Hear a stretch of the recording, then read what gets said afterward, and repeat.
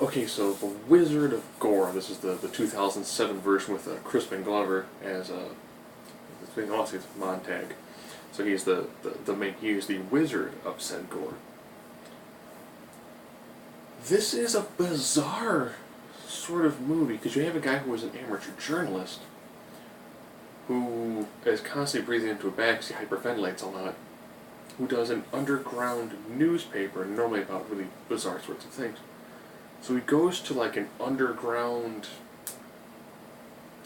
S&M burlesque blood wrestling sort of thing with his girlfriend.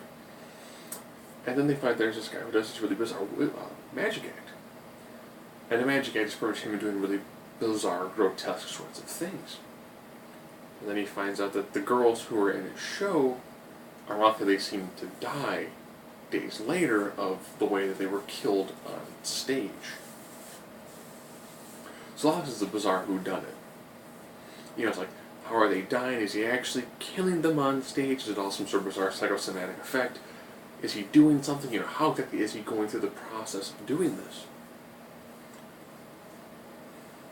And then there's other deeper layers I won't get into because that could actually really, really ruin the overall feeling of the movie. This is one of those movies where, and the majority of the women that he's killing are from the erotic troupe, the Suicide Girls. So if you're a fan of their work, you'll enjoy seeing them in this sort of movie. That and Crispin Glover is ridiculous. The turn he's made as being a villain in his more later works, fantastic.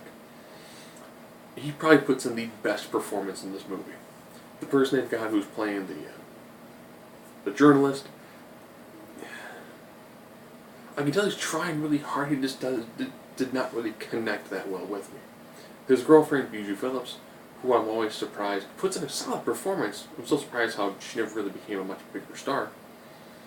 Would have been interesting to see her have more of a focal point than the journalist. The effects, the kills, pretty interesting, pretty unique, pretty dynamic. But this movie is fantastic to watch for one thing only.